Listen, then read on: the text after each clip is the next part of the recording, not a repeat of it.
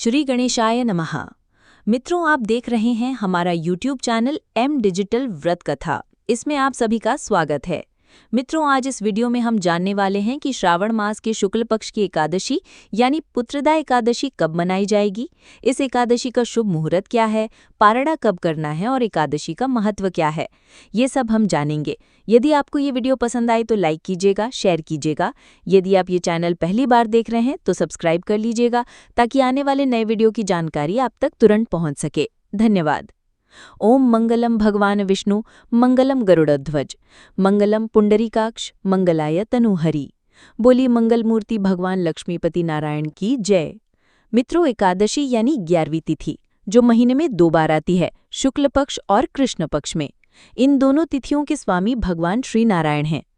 इसलिए आज भक्तगण भगवान श्रीहरि को प्रिय इस एकादशी के दिन व्रत उपवास करके, दान पुण्य करके, प्रभु के निमित्त व्रत करके पुण्य अर्जित करते हैं, पापों से मुक्ति पाते हैं और भगवान श्री कृष्ण की कृपा से, भगवान नारायण की कृपा से भुक्ति यानी सांसारिक सुख और अंत में मुक्ति की प्राप्ति होती है। पुत्रदा एकादशी अपने नाम को सार्थक करती है।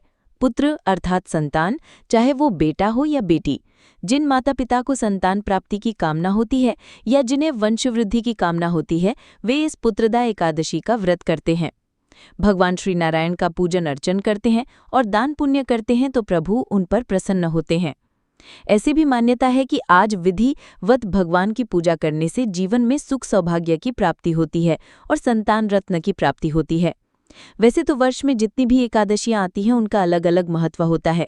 यदि भक्त पूरे वर्ष के दौरान आने वाली 24 एकादशियों का व्रत न कर सकें और जब 3 वर्ष में पुरुषोत्तम मास आता है तब 2 और एकादशी मिलाकर कुल 26 एकादशी होती हैं, तब वे वर्ष भर में केवल 2 एकादशी करते हैं, देवशयनी एकादशी और देवउठनी एकादशी, जो चातुर्मास के दौरान आती हैं। एक एकादशी से चातुर्मास प्रारंभ होता है और दूसरी से चातुर्मास पूर्ण होता है। इन 2 एकादशियों का व्रत करने से सभी एकादशियों का पुण्य प्राप्त होता है। सबसे पहले श्रावण मास में आने वाली इस एकादशी के मुहूर्त के बारे में जान लेते हैं कि तिथि कौन सी है, आरंभ कब हो रहा है और पारणा कब करना है। हमारे हिंदू पंचांग के अनुसार श्रावण मास के शुक्ल पक्ष की एकादशी तिथि का प्रारंभ 4 अगस्त 2025 को सुबह लगभग 11:40 पर होगा और इस तिथि का समापन 5 अगस्त 2025 को दोपहर लगभग 1:10 के आसपास होगा। उदया तिथि के अनुसार हमेशा एकादशी का व्रत रखा जाता है, इसलिए 5 अगस्त 2025 मंगलवार के दिन ये व्रत रखना रहेगा और मंगलवार होने के कारण भगवान नारायण मंगल मूर्ति के साथ साथ भगवान श्री हनुमान जी की भी कृपा प्राप्त होगी। श्री रामदूत हनुमान जी महाराज की सेवा पूजा अर्चना करने से भी पुण्य अर्जित होता है, बल बुद्धि प्राप्त होती है और सद्बुद्धि की प्राप्ति होती है। एकादशी तिथि के दिन जो भक्त व्रत का संकल्प लेते हैं, उस संकल्प को तोड़ना होता है, जिसे हम पारणा कहते हैं। उस पारणा के मुहूर्त के बारे में भी जान लेते हैं। इस एकादशी का पारणा 6 अगस्त 2025 बुधवार के दिन सुबह जल्दी लगभग 5:40 से लेकर सुबह 8:30 तक करना रहेगा। द्वादशी तिथि समाप्त होने से पहले पारणा कर लेना होता है और द्वादशी तिथि दोपहर 2:08 के आसपास समाप्त हो रही है, उससे पहले पारणा कर लेना रहेगा। भगवान श्रीहरि को ये एकादशी का व्रत प्रिय होता है, इसलिए आज भगवान नारायण का विशेष पूजन होता है। सुबह जल्दी उठकर स्नान आदि से निवृत्त होकर शुद्ध वस्त्र धारण करें। हमारे घर के मंदिर में भगवान लक्ष्मी नारायण देव का जो भी स्वरूप हो, चाहे मूर्ति हो या फोटो, उसका पूजन होता है। धूप, दीप, नैवेद्य आदि से माखन मिश्री का भोग लगाया जा सकता है। प्रभु के श्री चरणों में और प्रत्येक भोग में तुलसी दल समर्पित किया जाता है। तुलसी नाथा जी की भी सेवा पूजा होती है, दीपदान होता है, पीपल के वृक्ष की पूजा होती है। हमारे पितृ देवताओं का स्मरण किया जाता है, क्योंकि ये पुत्रदा एकादशी है। जिनके हम पुत्र हैं, जिनके हम वंश हैं, उनका कर्ज चुकाने का भी ये दिन है। इसलिए हम अपने पितरों के निमित्त भी दान पुण्य करें, अर्चन करें, सूर्य नारायण देव को अर्घ्य दें और पितृदेवताओं का स्मरण कर सकते हैं, गायत्री मंत्र का जाप कर सकते हैं। आज मंदिरों में जाकर दीपदान होता है। श्रावण मास है तो शिवजी को कैसे भूलें। शिव पार्वती जी का पूजन करके धूप, दीप, नैवेद्य आदि से परम भगवदीय वैष्णव महादेव की पूजा अर्चना होती है। और आज मंगलवार भी है, तो इस भौमवार के दिन भगवान शिव जी के अंशावतार रुद्रावतार भगवान हनुमान जी की सेवा पूजा हो तो सोने पे सुहागा हो जाता है। आज गीता जी का पाठ होता है, विष्णु सहस्त्रनाम का पाठ कर सकते हैं, शिव चालीसा या शिव सहस्त्रनाम का पाठ कर सकते हैं। और क्योंकि श्रावण मास है तो महादेव की पूजा अर्चना के साथ साथ भगवान लक्ष्मी नारायण देव की पूजा होगी और श्री हनुमान जी की भी पूजा होगी। साथ ही मंगला गौरी व्रत भी होगा।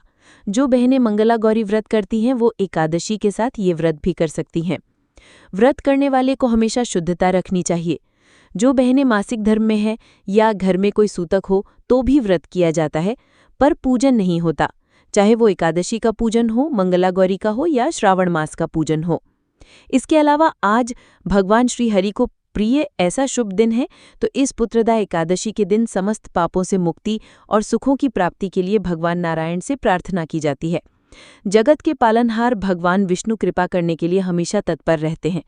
चातुर्मास भी चल रहा है, इसलिए भगवान श्री हरि की जितनी भी भक्ति पूजा होगी, हम अपने कर्मों की ओर ध्यान देंगे, शुद्ध कर्म करेंगे, किसी की निंदा चुगली नहीं करेंगे। आज रवि योग भी है जो शुभ माना जाता है। इस रवि योग के दौरान यदि भगवान नारायण की पूजा अर्चना की जाए तो स्वास्थ्य लाभ प्राप्त होता है, सुख समृद्धि के आशीर्वाद मिलते हैं और कार्यक्षेत्र में प्रगति भी होती है। आज पूजा का फल अनेक गुना हो जाता है। पुत्रदा अर्थात पुत्र प्रदान करने वाली। यहाँ पुत्र का मतलब सिर्फ बेटा नहीं है बल्कि संतान की बात हो रही है। चाहे वो पुत्री हो या पुत्र, इसे पुत्रदा ही कहा जाता है। ये पुत्र देने वाली एकादशी है। शास्त्रों के अनुसार पुत्रदा एकादशी का व्रत करने से जीवन में भौतिक सुख सुविधाएं बढ़ती हैं और घर में लक्ष्मी नारायण देव की कृपा प्राप्त होती है। विशेषकर जो दंपति संतान सुख की इच्छा रखते हैं वे ये व्रत करें तो फल प्राप्त होता है, ऐसा इस एकादशी का महात्म्य है। मित्रों, मुझे आशा है कि आपको ये वीडियो जरूर पसंद आया होगा। बोलिए जगत के पालनहार भगवान श्री लक्ष्मी नारायण देव की जय। मित्रों, मुझे सुनने के लिए धन्यवाद। आप सभी को मेरा जय श्री कृष्ण। आभार।